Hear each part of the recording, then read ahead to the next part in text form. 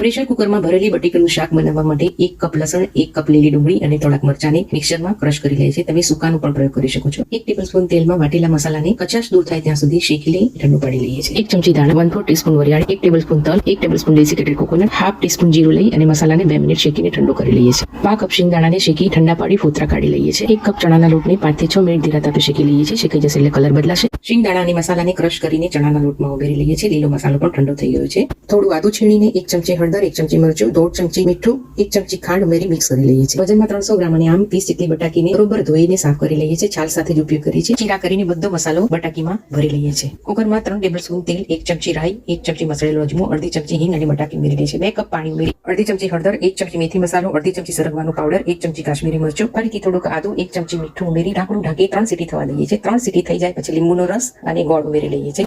રસો પણ ખૂબ સરસ થાય છે. રોટલી ભાખરી સાથે પણ ખાઈ શકો છો. પ્લીઝ